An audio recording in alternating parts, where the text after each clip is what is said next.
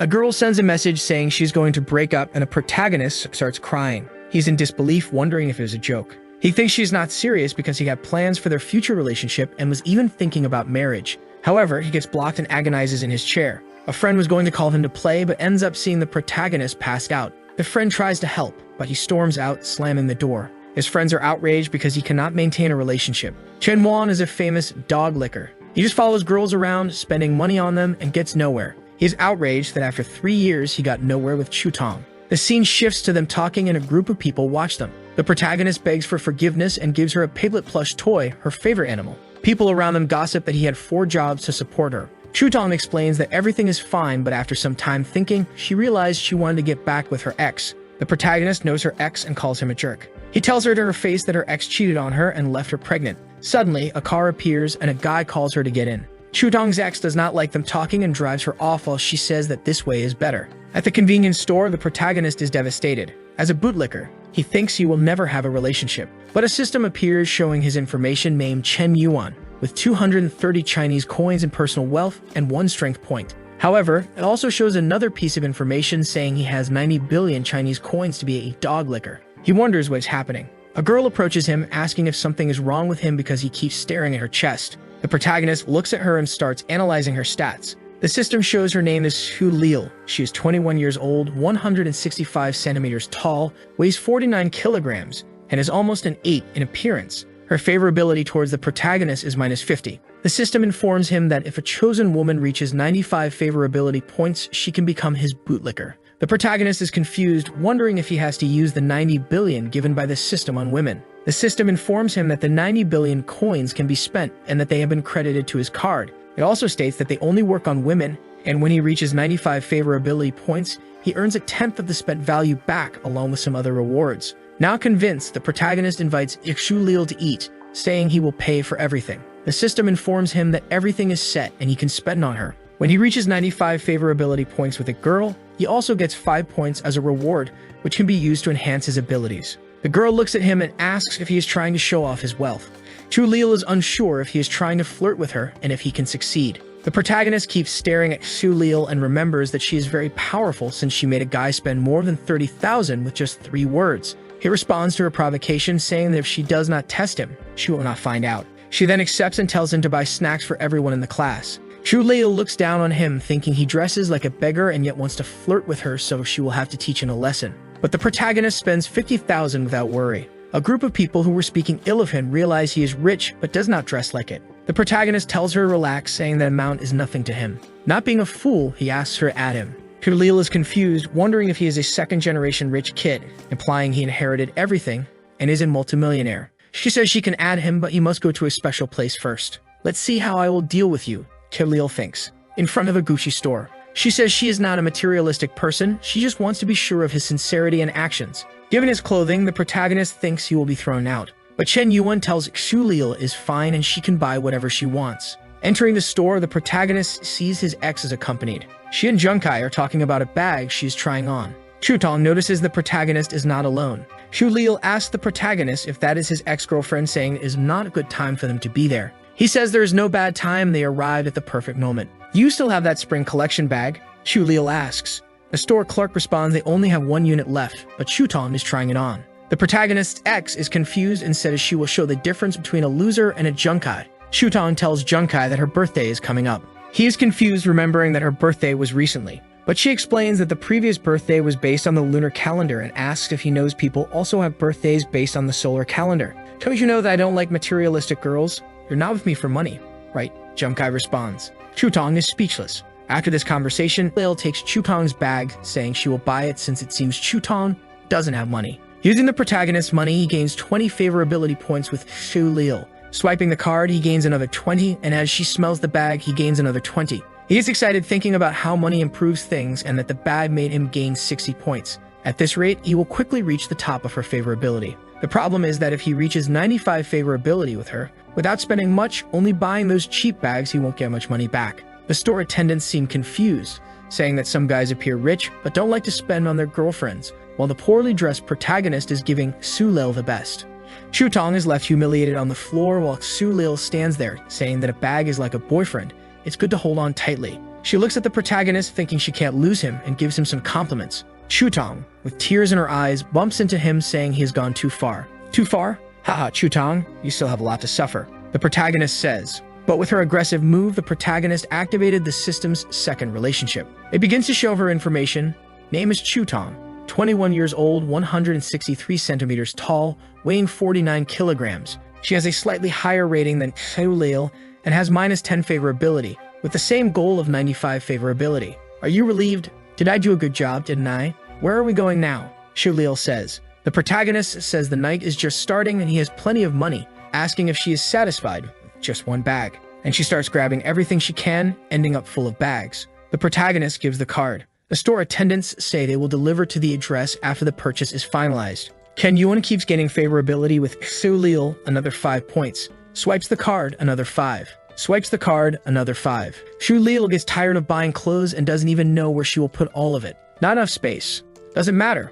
I'll buy you a house, says the protagonist. But this made him lose some favorability. Seulil says they should take it easy since they have spent a lot. The protagonist understands he scared her, and that it's not normal for someone to buy a house for another person so quickly, even for a multimillionaire. Seulil, a junior at the Fine Arts College, 21 years old, 49 kilograms, and her favorite color is black. The protagonist says, implying he knows her well. He asks the store attendant if they have a card he can give to Seulil. She says they do. Then the protagonist asks to put 500,000 credits on the card for Seulil to spend whenever she wants. Chen Yuan gives the card as an apology for the misunderstanding. She blushes and feels happy. He whispers in her ear that if she can't resist, she should just give in to him. Oh, you bad boy, you're a bad boy, my god, Seulil says, and he gains another 30 favorability points. The store attendants go crazy over how attentive and caring he is with her. The protagonist says that having money makes it much easier to flirt with people. Seulil asks him if, even though he buys a lot for her, he doesn't buy clothes for himself. The protagonist says he doesn't have much money. Seulil, wanting to impress the protagonist, takes him to buy some clothes. She starts spending the 50,000 her father sent, paying for a haircut, some clothes, and sneakers. Seulil is impressed seeing the protagonist with a new haircut and sneakers, and he gains another 5 favorability points. Another 5, another 5. The protagonist asks if he did something wrong since he never spent money on himself before. She puts her hand on Chen Yuan's chin and says there's nothing wrong with him. She just thinks now they make a good couple. She thanks him, saying it was a very special day. Now Seulil has 68 favorability points. Back at the dormitory, his friends ask what he did all day and why he is all dressed up. Chen Yuan says he was on a date with Seulil. His friends give some advice, reminding him that not long ago he was suffering over his ex, and now he is with Seulil. They suggest he stay away from her or he will end up very poor. The protagonist thanks them for the advice. Then he receives a notification from Chutong saying that if he hates her, it's best they delete each other's numbers. Chen Yuan looks at the phone, thinking about how he will increase favorability with her since she wants him to delete her number, but he wants to earn money with her. Of course not, how could that be possible? You will always have a special place in my heart, the protagonist says, sending the message. She responds saying she is not with that guy because she wants to be, but because her mother is sick and needs 50,000 for medical procedures. Chutong is impressed, realizing she was only playing with him, and receives a notification of 50,000 that the protagonist sent. Chutong's friend asks who sent that money. She responds that it was her ex who sent it. Wait, Chen Yuan, didn't you dump him today? That loser is this rich. Chutong starts wondering if she made a mistake by leaving him. And even after he sent 50,000 to Chutong, he only gained 5 favorability points. She asks Chen Yuan several questions, such as what he meant by sending the money, where he got all that money, why Seulil was with him, why he didn't buy a bag for her, and if he might be a second-generation rich kid. The protagonist silences her after she sends 15 messages in a row and wonders if there's a more fun way to spend money on women. He finds a girl doing a live stream, but there are only a few minutes left until she closes. She gets frustrated and asks if anyone's going to send gifts or if she should end the live stream. The protagonist sees that he can send up to 1 million and thinks it's much better than buying bags. He starts a frenzy of sending multiple gifts. The girl thanks him for sending a rocket, but then 100 rockets appear on the girl's screen. The people in the live chat get angry, wondering who sent all the gifts. Chen Yuan realizes that someone with a lot of money gets a lot of attention and sends 900 more rockets, causing her phone to crash. At the company where the girl does her live streams, an employee informs the boss that something incredible happened. A guy spent 10 million on Xiaomi's live stream. The staff goes wild, unsure if the protagonist is laundering money through the site or if he is affiliated with the company. All the other girls doing live streams see the protagonist's nickname and are amazed that he spent 10 million on Xiaomi's live stream and try to send him messages in his DM. Chen Yuan just watches the messages come in. The girl who received the gifts wonders if it's all real, But then a guy with a sign comes over saying he needs to get the protagonist's contact information and will get a raise for it. The girl sends him a message thanking him for the gifts. She asks if he is still in the live chat since she is about to close. But Chen Yuan had gone to sleep after spending money all day. The next morning, his friends are looking at news online about a guy who spent 10 million on a girl's live stream. And the guys are discussing what they would do if they had that kind of money. The protagonist realizes he spent all that money and didn't create any kind of relationship with her. So he opens TikTok and sees a bunch of girls sending him messages. One girl says she is 28 years old and divorced, asking if he wants to meet her. She is frustrated since the protagonist doesn't respond to her messages, inviting him to her studio and saying she's waiting for him. He isn't very excited about these messages since he doesn't gain any favorability. His friends are still discussing the amount of money and getting ready to go out. The protagonist asks his friends where they are going without him, and they respond that they are going to see the goddess Zhao Yuki and are going early because they want to see her up close. His friends ask if he had forgotten because normally he runs ahead just to be there from the moment she arrives until she leaves. A system shows her information. Her name is Zhao Yuki. She is the beauty of Hunan campus, the vice president of the student council, and the dream of all the students. She is level 10 in piano, an athlete, a professional in ballet and fencing. Her incredible talents make it extremely difficult for any guy to get close to her, an unattainable woman for all the boys in college. In the last 3 years, no one has been able to get close to her. The protagonist feels challenged since she is the most difficult girl, meaning he will have to spend more money. Shutong is nearby talking to her friend saying that Chen Yuan only learned how to dress up after they broke up and says she is afraid he and Junkai will fight because of her. Her favorability is only going up. Gains another 10, gains another 10. The protagonist is annoyed, saying that favorability is only going up because he dressed up, but it's all nonsense. His real focus is Zhao Yuki. One of the guys nearby is talking about wanting to see how his boss will win over the goddess Zhao Yuki, and he says she will fall in love with him. He approaches her, asking for her contact information when another guy comes up asking what he is doing. He doesn't care about what that guy is saying and continues talking to her, insisting that she adds him, saying he wants to get to know her better and be friends with her. The angry guy demands to know if it is looking for trouble and what he plans to do with Yuki. Taken aback, claims it's a misunderstanding and that he just wanted to join the student union because she is the vice president and he wanted some advice. The angry guy scolds him, saying that's not a good enough excuse to hit on her, calling him a pervert. But the protagonist, undeterred, asks if she can add him on Snapchat. She looks puzzled, wondering why so much is happening. The protagonist remains confident that she will add him. The president says he is bold and courageous for putting himself out there for everyone to mock. The other guy admits the protagonist is even more handsome than the last one and asks if he wants to join the student union too. The protagonist replies no, he doesn't care about the student union. The guy is confused why he wants Yuki's snap. Ken Yuan says he just wants to pursue her. Students from another class watch, noting another guy trying to talk to her, but at least the protagonist is bold. Zhao Yuki decides to give him her contact information. Shubang's friend asks what's going on between them. I like beautiful women, why should I hide that? Sometimes the simplest approach is the most effective. What one doesn't like being pursued, says the protagonist. It shows that he has formed a bootlicker relationship with her, but with zero favorability. He is happy but confused since she gave her contact to someone with zero favorability. Outside the class, his friends say he nailed it by getting Yuki's contact since he used to seem like a bootlicker and now looks confident. One of the protagonist's friends jokes that if he gets close to the president, he will have to introduce them to her friends. The protagonist doubts he will manage to talk to her, saying they are exaggerating since she is the most beautiful girl on campus. A guy behind him yells, calling him a loser but admitting he has good sense, revealing himself as the one who tried to hit on her and got rejected. Ken Yuan says he is the most professional of all and that the protagonist has much to learn from him. The guy starts mocking him, saying he is proud for nothing since he only got her number and asks if Chen Yuan knows him. But the protagonist just laughs in his face. Then Su Lil appears, asking why Chen Yuan took so long and saying she's been waiting for him for a long time. Everyone is shocked that Su Lil, known for rejecting all kinds of guys, was waiting for this guy. The protagonist invites Su Lil to eat as an apology for making her wait. Su Lil asks if she looks pretty in the clothes he bought her. Meanwhile, Chutong, very angry, listens nearby. The protagonist replies that no girl looks pretty just because of clothes. The couple walks off, everyone watching them. The rejected guy says he doesn't understand, he was just one step behind the protagonist. But he stops complaining when he sees Chutong nearby, asking who that girl was. Shu Lil hands him a drawing she made of him, saying she stayed up all night drawing and if he throws it away, she will never forgive him.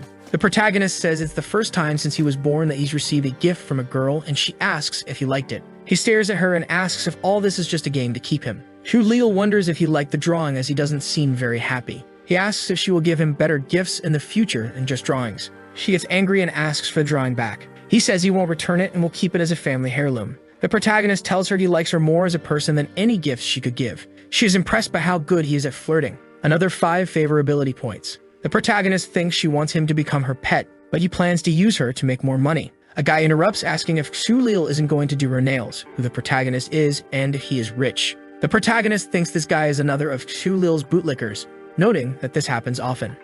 Xulil says she doesn't know who he is and that he doesn't control her. The protagonist steps forward, introduces himself, and asks the guy's name and how long he has been following Xulil. The guy responds that his name is Yang Yu. He's from the arts department and has been following her for 6 months. The protagonist tells him that it's nonsense and shares his own story about being replaced by a girl he followed for 3 years, working 4 jobs, eating just bread every day, only to be replaced by a guy with a Mercedes-Benz. Yang Yu doesn't understand why he is sharing this story. The protagonist tries to motivate him, saying that people who turn their backs on you become motivation for personal development, and asks why a real man can't have a wife. He tells Yang Yu to go back to his dormitory and make her regret her decision. Yang Yu is so inspired that he starts crying. Even Xulil wonders what is happening and why Yang Yu is crying. She awkwardly says that he is just a friend. The protagonist says he doesn't care about her past and points out that she doesn't respect him or herself. He tears up the drawing and tells her she can use the card he gave her, but he doesn't want to see her until she sorts out her relationships. The protagonist wants to see how she will handle this situation, as it's the first time this has happened. Xulil regrets her actions, realizing the protagonist is the first person who truly liked her. And another 5 favorability points. Ken Yuan reflects on how he has matured, resolved things with Xulil, and now it's time to move on. He goes to talk to Zhao Yuki and sees that she is live streaming. She seems the most innocent so far, not having done anything horrible to be hated for. She is doing her live, introducing herself as Kiki, training piano, doing live streams for 2 days, and asking people to take care of her. The protagonist thinks she is cute and wonders if the president is the type of girl who is cold outside but warm inside. Arrogantly, he notices that she has few views and wonders if that's all she gets. At this moment, Xiaomi sends a message asking where he is. He asks who she is. She thinks he has forgotten about her and says he sent many gifts in her live stream and now doesn't remember her. He says he was just joking and asks if she is free to meet up. She says she can't if she has a busy schedule. He just ignores her. She asks him not to be angry, promising a special live stream. The protagonist, annoyed, complains that she still wants him to send gifts. He doesn't have a bootlicker system with her and has already spent over 10 million. Tired of the situation, he decides to give that money to Zhao. A duel appears on the live stream, a one-on-one between streamers. One will compete against the other, and whoever receives more donations wins. They have to compete to get money. The protagonist is happy about the duel involving the president and asks who her opponent is. The crazy girl laughs at the situation, confident she will win against a novice. The protagonist says he doesn't know who will win, and the duel begins. Hiromi has 10,000 points while Yuki is poor with 206. She is giving her best, using all her talent, charisma, genius, and wit, creating a masterpiece. Xiaomi taunts Zhao, saying it's better for her to give up since she has the support of a very rich guy, Chen Yuan. The chat goes wild over this duel. It seems I use all my skills to make money, and surely boss Smokey will be impressed and donate to me, Xiaomi thinks. But then a rocket appears on the screen and she thinks Yuan has arrived. She prepares to thank the protagonist, but then she sees that all the rockets went to Yuki's live stream. Yuki's points jump to 152,000.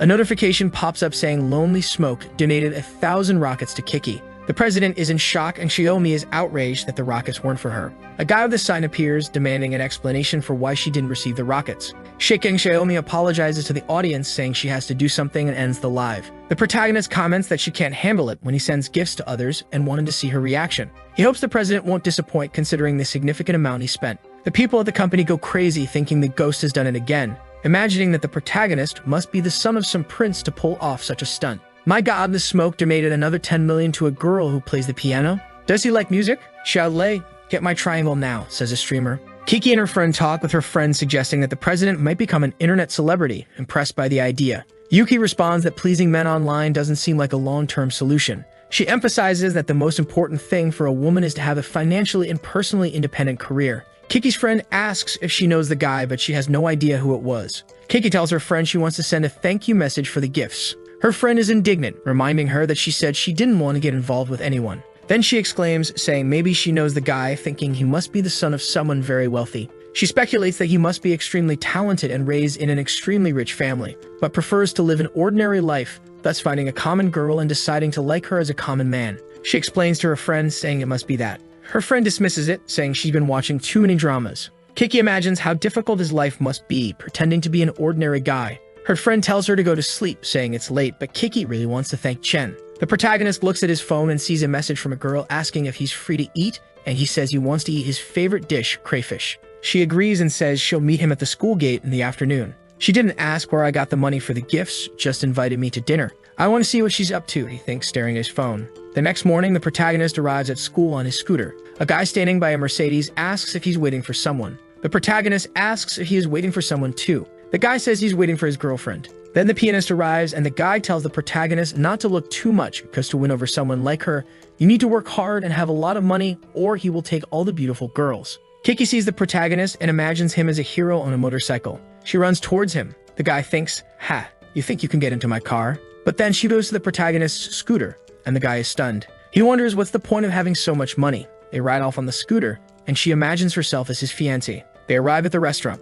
They order some spicy crayfish. The dish arrives and they think it must be wonderful. The protagonist romantically arranges the table for her. She thinks he hasn't forgotten how to be a gentleman even with the opportunity to go to expensive restaurants, giving off a noble family vibe and being disciplined. The protagonist is eating the small crayfish and she comments that it must be the smallest crayfish she has eaten. Kiki is impressed that Chen Yuan is eating with her, thinking he wants to live a peaceful life without much worry, and says he is as gentle as a flower. The protagonist wonders why he suddenly gained another 10 favorability points. Then Kiki offers to feed him, saying she peeled the crayfish for him. Just as he is about to eat, someone arrives. It's Shutong again, wondering if she saw Kiki feeding Chen Yuan the crayfish. She turns to her boyfriend and says the place is crowded and suggests they find a better spot. But the guy asks if the restaurant is crowded or full of familiar faces, saying he doesn't mind eating in a crowded place. Shutong's boyfriend walks up to the protagonist's table and throws $500 at him, saying it's for him to get up so they can sit there. What the hell does he think? Does he think this is cool? The protagonist wonders. The guy throws more money, telling him to leave quickly and asking if he wants more. Kiki, holding her bag in anger, looks furious. The protagonist sees Kiki is upset, thinking it's because of the guy. She is stressed, wondering where this guy came from to ruin their perfect date. The guy pulls out more Monopoly money, saying he has much more to make him leave. A staff member offers to take the money and find them a table. This only angers Chudong's boyfriend more, saying he wants to eat at that table. Then someone hits him with a handbag. A previously unknown woman pretends it was an accident. Angry, Chen is confused about what's happening. The blonde guy seems to know the woman and calls her by name, Chakim. He asks what she's doing there. She angrily says that if she wasn't there, she wouldn't have caught him cheating, already cursing him. The guy says she's misunderstanding and that he can't cheat on her since she's everything to him. Ken's admirers are just watching, pulls the blonde's hair, blaming her for using her body to seduce him. The girl cries, saying he invited her and lied about being single. The guy says she's making up stories and slaps her face. She collapses on the floor, devastated. He moves to slap her head, but his hand is stopped. Hitting a woman, huh? You really enjoy embarrassing yourself, don't you? The protagonist says, and Lonely Smoke gains another 20 favorability points. Kutong says the protagonist really loves her. The protagonist keeps gaining favorability, another 20 favorability points with Chutong. The second target of the bootlicker system reached over 95 points. The system congratulates Chen Yuan, saying he successfully reversed the bootlicker situation. It shows that Chen Yuan spent 50,000 on the second target and informs him that he will receive 5,000 in return. Chutong has been converted into the protagonist's bootlicker and he gains 20 strength points. Chen Yuan allocates 10 points to strength and 10 points to fitness. He flexes his arm and the blonde guy demands that Chen let go of his arm and grabs a bottle, threatening to kill him. Chen stares and says the guy is annoying, then punches the bottle and the guy, sending him flying. The guy falls to the ground looking defeated and Chen says that depending on a woman is not shameful, but hitting a woman while doing so makes one despicable. The blonde is biting his lips, clutching a balloon popper. The girl at Chen Yuan is nervous, urging him to end it quickly.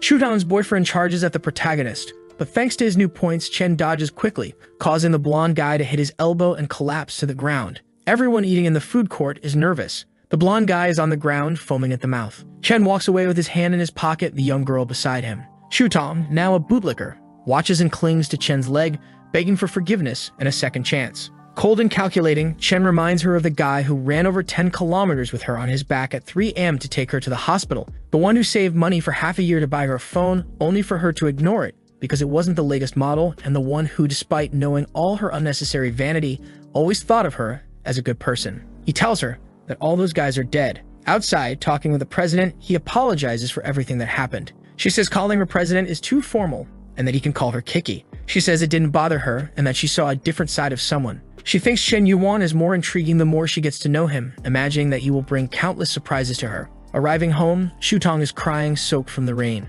Her friend asks why she didn't use an umbrella. Chutong is too nervous to speak coherently. Her Her friend then asks if it was the protagonist, saying she heard he gave 10 million to Zhao in her live stream.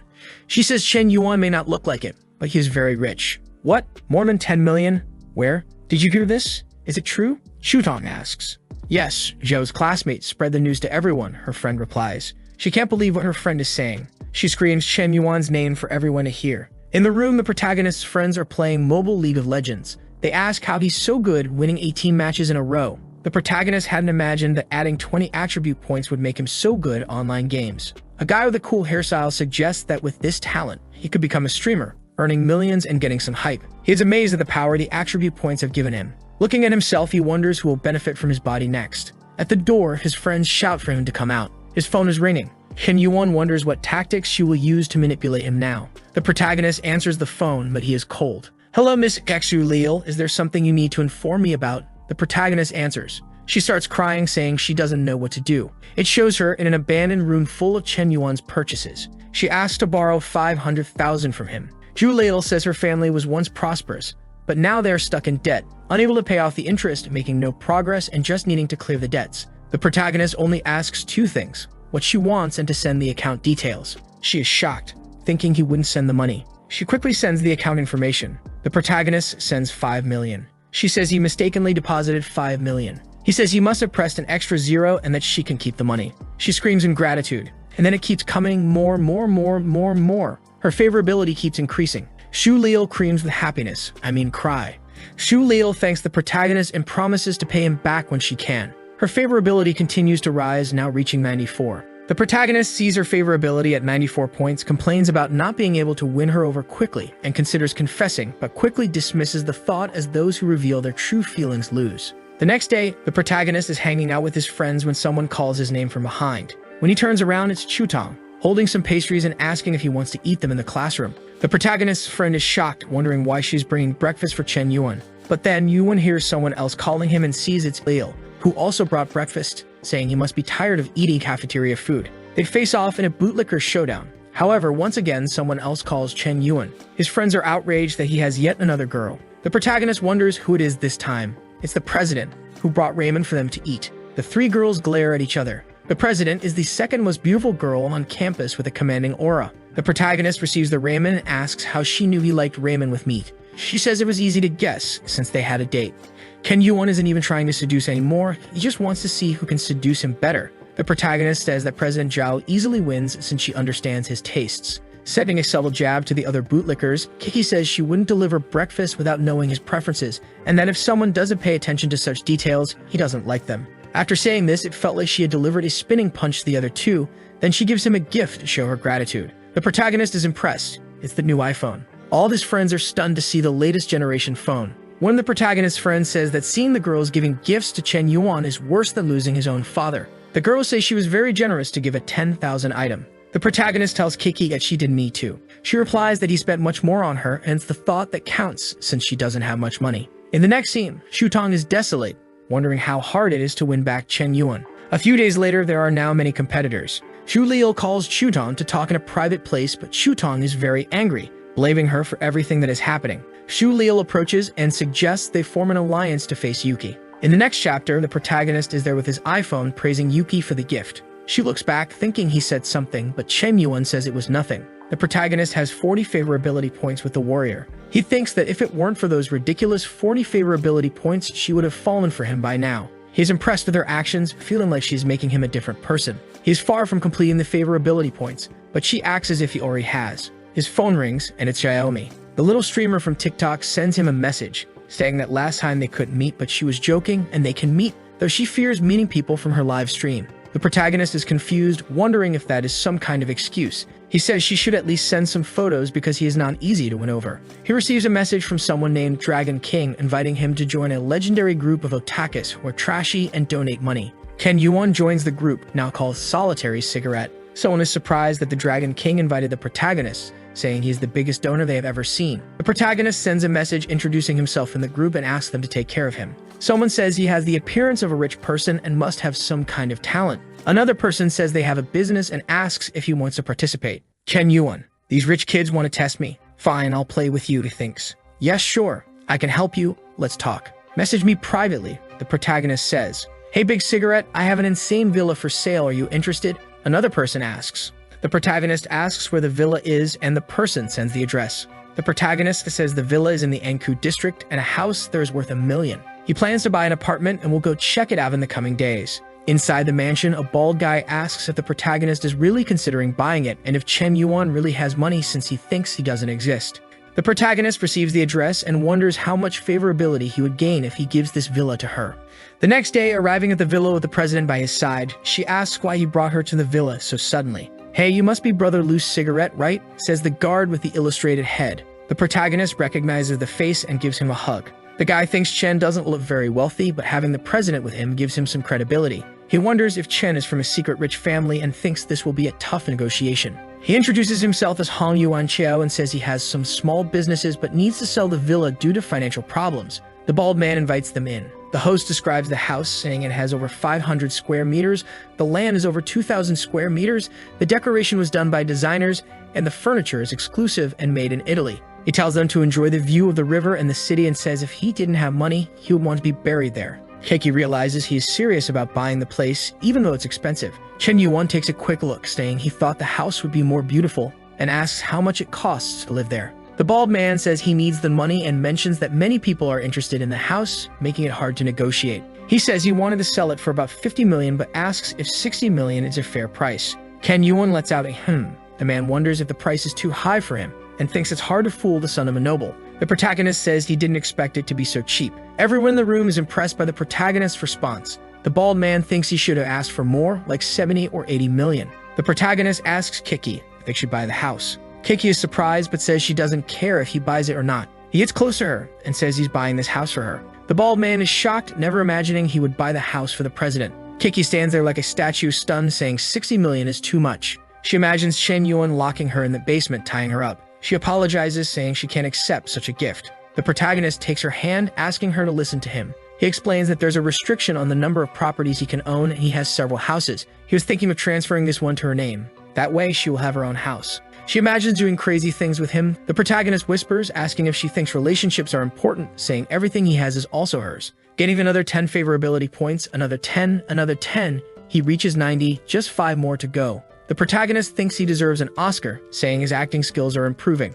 The blonde girl nudges the bald man, asking when this will happen to them. The Mosquito Airport guy says he doesn't have money for such gifts. Meanwhile, Chen Yuan swipes his card. He says he will transfer the money, and after the paperwork is complete, they'll settle the rest. The man tells the protagonist not to worry and that everything will be sorted out in the coming days. The protagonist's plan is going as expected. The president's favorability reaches 90. Chen Yuan thinks that once he completes the favorability, the 70 million he invested will return as more than 700,000. She looks at the protagonist and thinks, considering everything that happened, he's about to say something that will embarrass her. She imagines their perfect wedding, wondering if it will be in Milan or the Maldives. She wonders what the ring will look like, already thinking about the baby's name, and worries if he will forget her when he gets old. But before imagining more, they arrive at their destination. She steps out of the car and asks if Chen Yuan isn't coming out. He says no. A friend invited him to play a game of LOL and waves goodbye. She waves back sadly. She feels indignant, expecting more than just a goodbye. Chen Yuan arrives at the internet cafe, greeting his friends. They complain he took too long, saying they started a match without him. His friends hurry him to register and play with them as they are losing. The protagonist notices Xu Liu is there and is impressed. She explains that her father owns several internet cafes and this one was recently opened. She is there to attract more customers. She thanks him, saying her family's debts are finally paid off. Xu Liu tells him to stay where he is because she will get him a drink and a card with unlimited credit to play at the internet cafe. Chen Yuan says it's unnecessary, but something explodes behind him. Two guys appear, one looks like a movie character. He asks Xu Liu if she is Lao Shu's daughter and when her father will pay the debt. Xu Liu, looking disheveled, says her father paid the 5 million debt and asks what they want. The guy says 5 million was just the beginning, and there are still 15 million in interest. She says it's a scam and threatens to call the police. The guy grabs Xu Liu by the wrist, telling her to be quiet and that if she doesn't want to pay the 15 million, they will take her. He says that after 1 or 2 years, she would pay off the debt working at his nightclub. The protagonist pulls her arm away, telling the guy to stop if he wants to leave alive. Xu Liu goes crazy. The thug says the protagonist doesn't know what he's getting into and orders his men to kill him. Then chaos ensues with some guys wielding cake cutters and others using their bare hands. The protagonist lands a sneaker kick on the thug's chin. His friends are impressed, saying it looks like a cyclone kick. The scene changes to the thugs running away to avoid getting beaten. The casino representative says if they see them on the street, there will be no more talking. With 95 favorability, Chazulil throws herself into the protagonist's arms. The system congratulates him for getting another person to 95 favorability points and informs him that he spent 5.3 million, so he will earn 530,000. A notification appears. Su Leil has successfully been transformed into your loyal bootlicker. Ken Yuan is hugging her, but Chuton is watching in the background. However, he is only concerned about where to allocate the attribute points he received. The chest-only trainer arrives, stressed, calling Su Leil a traitor for wanting to form an alliance and now hugging the protagonist. The protagonist watches but grows tired just watching and asks the system to allocate all points to strength and agility. Everyone wonders where he went, but he simply disappeared. Ken Yuan is calmly walking around the college campus, saying he has already gained points from Chutong and Texu Leil, and that only President Zhao is important. Since there is only one president, the protagonist says he needs more girls. Someone approaches, tapping him on the back, asking if he can move aside as the track team needs that area and it would be good if he didn't stay there. Ken Yuan says she is bold but sincere. The protagonist asks for her contact information, but someone else said she is already in a relationship and advises him to leave if he doesn't want trouble. Ken Yuan stares, wondering if he has seen that guy before. He has a flashback and remembers that this thug was beating him up and tells him to look at himself before criticizing others and asks why he was chasing after Xiaoyu. Remembering everything, he says it's easy to find old enemies. The protagonist activates the system on the guy's girlfriend. The system shows her information, stating her name is He Jiang. She is 19 years old, 1.69 meters tall, weighs 50 kilograms, and has an appearance rating of 8.2. Her current favorability is -5. Considering the difficulty, the system will grant more attribute enhancement points. Ken Yuan celebrates, saying he can get 22 points. The jealous guy is in line for the race. People wonder who that guy is in the last lane, saying they have never seen him run. The race starts and the guy runs, saying it's too easy, and he must be racing ants. But he doesn't realize the protagonist is passing him at flash speed, leaving only smoke. Ken Yuan asks Liang to watch as the protagonist will win in the sport he trained for his whole life. The guy, almost exploding with rage, asks if Chen Yuan is underestimating him. He doesn't realize, but the protagonist glaps him entirely, wondering how this is possible. The protagonist mocks the guy, saying he trained for a decade only to lose to a week's worth of favorability points. The crowd goes wild, everyone impressed that in 15 seconds, he is on his 5th lap. Chen Yuan arrives happily at the finish line. The most loyal girl in all of China is impressed that Liang lost. The announcer says something incredible is happening before their eyes, a new champion who will break any existing records. A muscular professor approaches the protagonist, saying Chen Yuan has extraordinary abilities and asks if he wants to join the track team, promising that with a little more training he can reach the national championship. The humiliated guy asks if the spot wasn't already his. The protagonist mocks Liang, asking if the spot was his, saying it isn't anymore. The last romantic girl in China imagines that the protagonist is a professional runner. With that, she gains 5 favorability points. The loser approaches and asks if she was thinking about something else. She says no, she was just worried about him. Another 5 favorability points and another 5 favorability points. Kiki is back in her room asking where she was. She asks if she didn't know that the protagonist bought her a house. She is shocked by the news and asks if he really bought a house for her. She explains that she was busy visiting the house with him and that it cost 60 million in Anku. Her friend wonders how a president can be so lucky and yet so naive. She picks up her phone and sees something happening on the forums, calling Kiki to see it too. The rumor says that Chen Yuan from Ri University is a human trash, involved in multiple relationships simultaneously, and the two of them look at each other. Ken Yuan wonders if he really was trash, saying he was just spending money, and then it's all slander. 3 cheese puff eaters are celebrating that they are going to ruin the protagonist's reputation. A guy appears behind them, asking what they were doing. The 3 are startled and say that the protagonist has been too arrogant, and they are trying to teach him a lesson.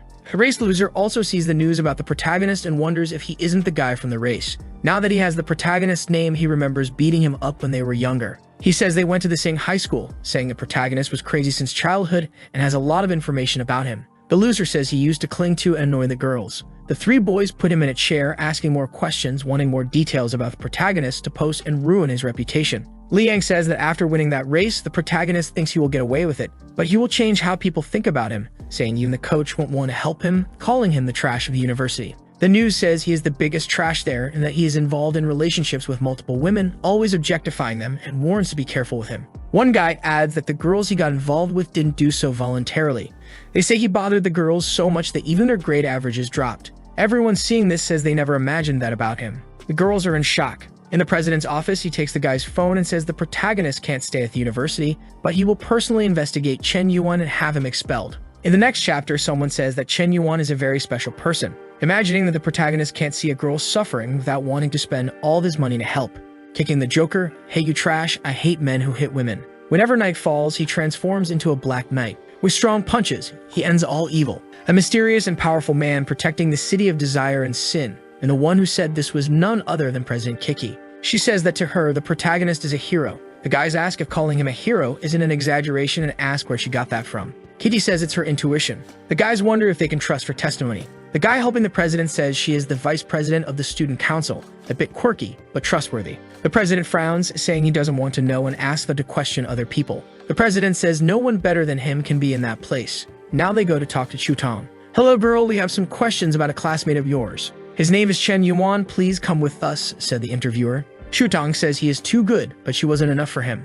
She also says she was a complete idiot and greedy, acknowledging that she wronged the protagonist and wants him to accept her back. And then she starts crying. A policeman gives her a tissue to wipe her tears. The policeman asks Chutong if, even after the protagonist rejected her, he still continues to be a good person. The president, observing her desperation, says she deserves everything happening to her, saying she isn't worthy of his love and he did nothing wrong. The stressed president leaves the room angrily, lights a cigarette to ease his jealousy, wondering if he did something wrong. He sees that the protagonist is innocent and people just want to ruin his reputation. Looking down, he sees two people arriving, wondering who they are holding the banner. It's Su Leal and her father. The president introduces himself and asks why they are there. "I am Su Leal from the arts department and I wanted to make a banner for Chen Yuan." Her father explains that the protagonist protected his daughter a few days ago and helped his family a lot. The president is even more impressed and jealous of the protagonist. With that, he says goodbye. He says he probably blamed the wrong person and wants to look at the post again, seeing that a girl commented saying if he is trash, she is throwing herself into the dumpster. The girls are all sharing and the protagonist is running. Various girls praise him, saying that when they saw him, their hearts beat faster. The president is impressed because only women are defending him. He thinks people are doing this to him because he stands out so much. The president says he understands Chen Yuan and that he will bring justice and not tolerate any complaints or offenses against him. The president gathers all the students to talk about the rumors regarding Chen Yuan on the school forum. He says he conducted a thorough investigation and admits that the protagonist is honest and that all the rumors about him are mere slander. He is there to clear Chen Yuan's name. The president gives a notice that the protagonist is willing to help everyone, mentioning that Chen Yuan has protected many people and doesn't like to take credit, hence keeping it a secret. He heaps praises on Chen Yuan and, almost crying, presents him with an award for people who positively contribute to society, advising all students to learn from their classmate. The protagonist wonders what is happening, saying he doesn't understand anything and why he is receiving this certificate if it was for protecting someone. Liang wonders what is going on, cursing the president since the protagonist's reputation was supposed to be destroyed, saying he should be in Chen Yuan's place. He notices his girlfriend is making some compliments about the protagonist, and the favorability rises. Another 10. Another 10. The meeting ends and everyone is leaving. She asks if he's gone mad or isn't feeling well and why he is so jealous of the protagonist. She says she has genuine admiration for her classmate. Even after helping so many people, Chen Yuan doesn't care about fame or wealth. She brings up him winning the race against Liang and yet not wanting to join the track team, saying this act is a sign of incredible people. He grabs her wrist forcefully. She tells him to shut up and let go, saying he's hurting her. The loser gets close to her. Chen Yuan is useless. Liang starts boasting about having a Tesla and many more things than him. But right next to them, the protagonist calls the bald man to pick him up, saying he doesn't want to be picked up in an expensive car and wants to maintain a humble profile. This is just the illustrated head, who came in one of the new cars. The bald man apologizes, saying he was sure on time, so he came in that car. The protagonist gets angry and tells him to pay more attention as he said not to come in an expensive car. The guy says he understood the message. Both of them look on. And with that, the protagonist leaves. Liang's girlfriend says she's tired of the situation and wants to break up. He says that's impossible, but he ends up desolate on the ground. Chen Yuan transfers some money to the bald man. The guy thanks him. The protagonist says that while everything is being resolved, he will return to school. The bald man offers a ride, but Chen Yuan says it's unnecessary as the car draws too much attention. The guy says okay and just asks the protagonist to be careful. Walking through the city, the protagonist says that the priority is President Zhao, needing just a little more to complete the system and get the 25 attribute points. He says he has to buy something for her and wonders if the chubby guy has anything to sell again. Looking at the group chat, everyone comments that even with a bit of conversation, the protagonist bought the house. One guy says Chen Yuan has a lot of money available. The protagonist tells them to relax, saying he bought it just to help a friend. The guys are shocked when the protagonist shows up. Everyone in the group adores him. A guy with the car photo asks if he doesn't want to buy a luxury car, saying he knows some people who sell them. Then a guy calls him, saying that the Zhang family has a small business with imported cars. and it's a pleasure to meet the protagonist. The protagonist looks at the card and sees it says Zhang Group. Chen Yuan imagines that his family has a giant industry and that he must be a second-generation rich kid. He tells Zhang that managing such a big car business at his age is impressive. The guy says he thought the protagonist was older, considering he bought that house. They chat, and from a distance, two girls wonder who Chen Yuan is, thinking he must be the son of some wealthy family, given that manager Zhang received him, but they dismiss him, thinking they have no chance with him. The manager doesn't want to brag, but says he has the store with the largest collection of luxury cars in the city, saying the protagonist can ask for any car he wants. The protagonist thinks of the legendary car and says he wants a Bugatti Chiron. The guy thinks Chen Yuan must be joking as there are very few units. The protagonist says he doesn't have it, and Zhang feels embarrassed. Chen Yuan asks if they have a Lamborghini Veneno. Zhang responds that they do not. The protagonist asks if they have a Pagani Huera. Zhang replies that they don't have that either. The salesperson is sweating profusely, saying that Chen Yuan is rooming the place. The manager explains that the vehicles they have for sale range from 2 to 8 million, and the cars the protagonist wants are a bit out of that range. The protagonist is disappointed, saying he expected more from Zhang, who claimed to have luxury cars. Zhang thinks the protagonist must be joking since he bought a house at that price, but it seems he wants a car of similar value. The manager says they don't have the cars he wants, but they do have a Ferrari LaFerrari that he should take a look at. He mentions it is one of Ferrari's rarest cars, with a V12 engine producing 800 horsepower, dual transmission, and it goes from 0 to 100 kilometers in under 3 seconds, costing only 22 million. He asks for the protagonist's opinion on the car. Chen Yuan says that Ferraris aren't considered very expensive but not cheap either, and that it might be the perfect gift for President Zhao. The protagonist says if the price is above 20 million, the deal is done. Chen Yuan commends Zhang for his effort and says he wants to swipe the card right away. He asks if the car can be delivered to Riverside Villa, Community Number 1. The guy, sweating nervously, says he can arrange that. Chen Yuan receives a call from Liu Wenji, shouting in his ear. In the next chapter, one of the protagonist's friends says that on his birthday, his girlfriend Jiu Jia said she was getting her nails done with a friend, but he grew suspicious since she had been out for a long time. It started to rain and he knew she hadn't taken an umbrella, so in a chivalrous act, he went to give her one. But what he saw at that moment would break anyone's heart. He saw her cheating on him in the rain. He tells the protagonist that his heart won't stop hurting since they had a 3-year relationship and he was already planning the wedding to meet her parents. Chen Yuan says it's okay, and that he has drunk 8 bottles, so it's better to take a break. But the heartbroken guy wants to know how to win her back. The protagonist says he needs to keep his head on straight, that the mistake was hers, not his, and loudly tells him he's becoming a bootlicker. The sad guy collapses to the floor, asking the protagonist if it isn't hard to accept, and that he can't accept that she betrayed him. The protagonist, now angry, says he needs to learn a lesson and grabs his phone. His friend asks who he's calling and what his plan is. Chen Yuan tells him to relax and trust him, that from now on, he will handle everything, and he will make sure his ex-girlfriend kneels before him and begs for forgiveness. The protagonist calls the dealership guy, who answers promptly. Chen Yuan says he wants to borrow some cars, but nothing too expensive, just those worth over 20 million, and says he needs some trusted friends to drive them tomorrow. The dealership guy says no problem and that he will arrange everything for tomorrow. The protagonist's friend is still confused. Chen Yuan calls Xu Liu. His friend observes that with just one call, he brought a beautiful girl and asks where the Chen Yuan who used to lick girls' boots is gone and why it now seems like she is licking his boots. "Hey Xu Liu, this is my brother Wenji," said the protagonist, introducing his friend. She is confused, thinking the protagonist called her just to introduce a friend, but she thinks a bit more and creates an idea that maybe he wants her to meet his close friends. But the protagonist quickly responds that it has nothing to do with that and that he just needs her help with a little prank that will happen. The next day, the protagonist's friend shows up looking gangster. Xu Liu clings to his arm, saying he scared her, that the car he bought for her almost hit someone.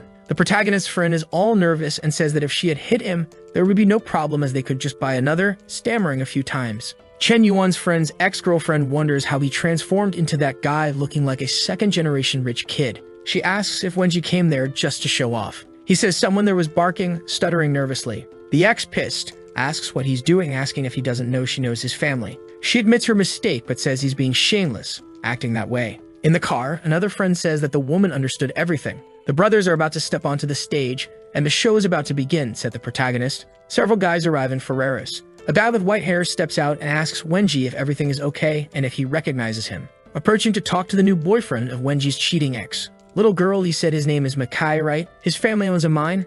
This guy is always a liar, pretending he has something to impress girls. And you think what? That he's a second-generation rich kid. Wake up to reality, ma'am, said the white-haired guy. The guy caught cheating with Wenji's ex asks the white-haired guy to let him go. The white-haired guy says that these guys' tactics never change and that they only manage to fool innocent girls, adding that Wenji's ex is already lost. The girl, now furious at being deceived, goes after the guy she cheated on Wenji with. Wenji just watches and tells everyone to leave, but his ex clings to his leg, begging him not to leave her behind, saying it's not that she only likes luxury, but she's just afraid of poverty and asking for another chance. Wenji tells her not to call him by that name and that this is the last time they will see each other, asking her never to contact him again. The guy takes a look around, seeing everyone talking. He tries to leave but bumps into the protagonist's chest. Chen Yuan asks if he wants to flee, but only if he takes 100 slaps. At the bar, everyone driving the Ferreras celebrates finally meeting the famous Mr. Yuan. The protagonist says they don't mean to do that and thanks everyone for their help. The guys tell Loose Cigarette that it's all good because he's a friend of Chef Zhang and he doesn't need to be formal with them. The white-haired guy asks if he isn't the guy from the streaming platform News and says he has a request. The protagonist asks what this favor is. The guys are staring at each other. The white-haired guy says he has a favorite streamer, but is out of money and asks if Chen Yuan can get a little help. The protagonist, thinking the guys are trying to see how much money the protagonist has. The dealership guy tells the protagonist not to worry, saying it was just a joke, and looks at the white-haired guy, saying if he wants to hit on a girl, he should handle it himself. Loose Cigarette slams his glass on the table. The guys imagine he didn't like the joke. The protagonist says the joke was too mild for him because it's just about sending gifts. He says he'll go to the bathroom, leaving his phone on the table for the guy to spend as much as he wants. The guy takes the phone, indignant that he's being allowed to use it freely, trusting a stranger to spend his money. Chen Yuan thanks him, knowing there's no money in the account to pay for all the drinks, but knows the guy can send gifts at will. The protagonist goes to relieve himself. The guy looks around, imagining a dragon against a chick, and mutters, good kid. Coming out of the bathroom, Chen Yuan sees everyone gathered, wondering what's happening. My god. 1004, 1006, damn man, everyone around the table says. The protagonist arrives at the table, asking why they're acting like that. The white-haired guy gets nervous and returns the phone. The protagonist calls him weak because he spent only 20 million while he was in the bathroom. The guys go crazy, wondering if he has more money than a bank. The protagonist is indignant that he only spent 13 million and says not even 20 million is much, saying he'll spend 60 million. The guy grabs his hand, saying it's enough spending. She won't be comfortable with all that money. The dealership guy arrives and tells the white-haired guy that he couldn't win and proposes a toast to Chief Yuan. The guy starts the toast. Honorable Chief Yan, from now on, I follow your leadership. The onlookers wonder who the guy in the middle of the circle is. They say the white-haired guy is quite rich, but he seems to be getting involved with the protagonist. Chen Yuan's phone rings. He takes a look, bidding farewell to the group. The blue-haired guy realizes the protagonist's plan and says he's running away because he doesn't want to pay the bill, but another guy calls him crazy and asks if he didn't see the money spent in front of them, and the guy just agrees. The message was from the little streamer saying she's in town and can't wait to meet him. The protagonist says he's free tomorrow and sends her some kisses. Chen Yuan gives a stare and says that after a long time he will reap the rewards of his kindness. Arriving, she thinks it will just be a date and that with her charm she won't have any problems. The next chapter starts with a huge message. It's from Chutong, saying they can start over, and that she imagined them traveling the world, tasting all the dishes, but when she woke up, she saw she was alone and asks for his forgiveness. The protagonist went there, blocked and deleted her contact because of his date with a little streamer. The girl asks what he was doing, but Chen Yuan says it was nothing important and asks what she was talking about. She remembers the boss scolding her, saying he spends more than all her fans in a day, and even if she has to strip and put him to sleep, she must capture him.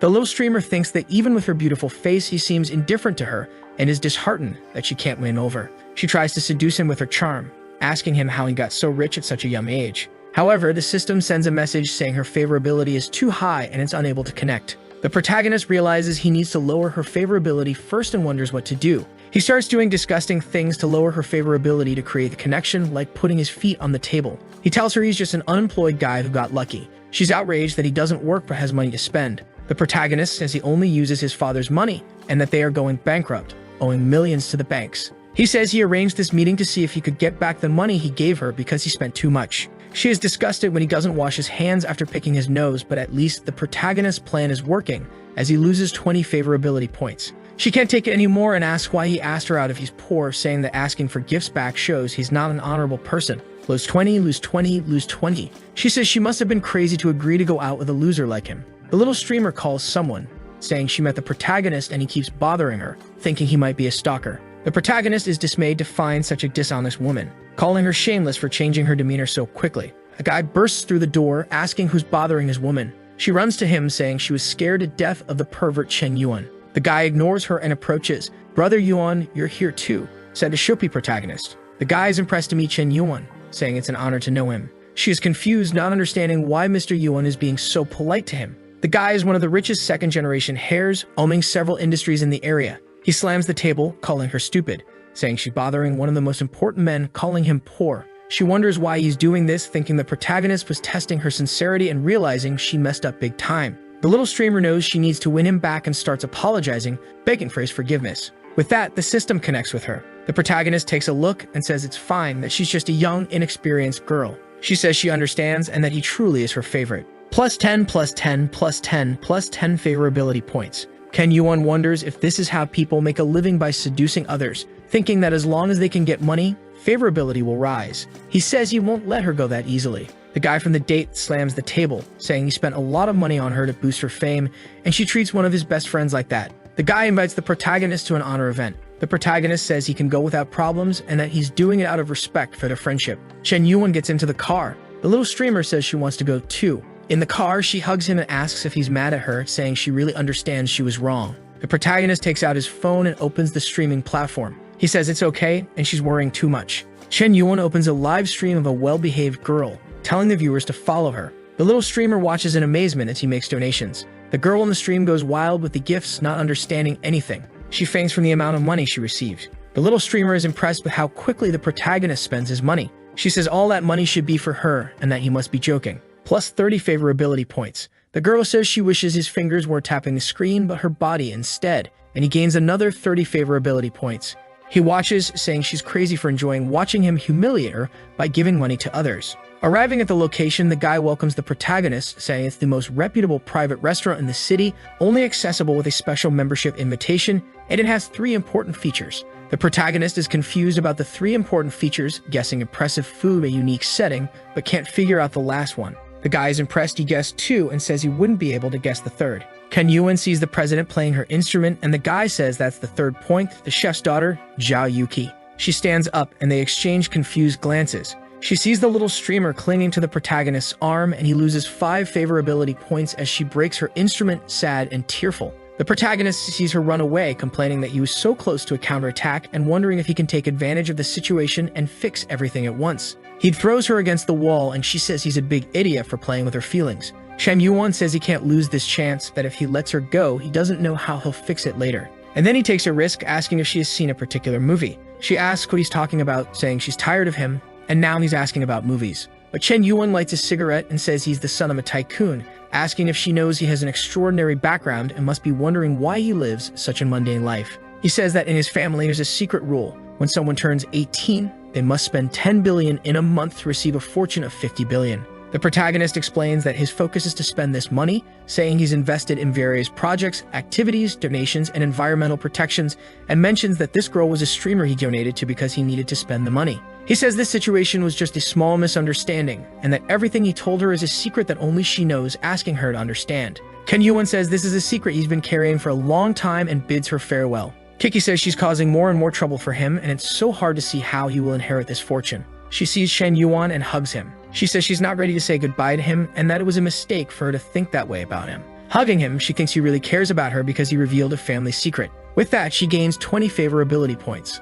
On the way back, she apologizes for getting stressed out, saying it wasn't intentional, and that Chen Yuan is her friend too, and that she'll pay his bill. The guy is impressed that in less than 5 minutes, he managed to make up with the president. However, the little streamer is not happy at all, very angry, saying Kiki thinks she's all that, but she's the one who will win Chen Yuan. At the table, she asks what his relationship with the president is. But then the president says the protagonist hasn't revealed his real name yet and that it's good for her to call him brother from now on since he's probably younger than her. The guy says the president is dominating the interaction. Just staring at her, the little streamer holds herself back. Ken Yuan tells the 2 of them to stop and to eat quickly because he's hungry. The 2 of them glare at each other. The guy says Yuan doesn't care about anything and that he's very mysterious. One's a famous streamer from the Shark platform, a wealth reaper, and the other is a renowned talented woman with aspirations higher than the skies. He says the protagonist has the best of both worlds to choose from for his future. He says Chen Yuan has surpassed the art of seducing women and can be called a succubus for girls. At first he was impressed by his wealth, but now he will follow him as a spiritual idol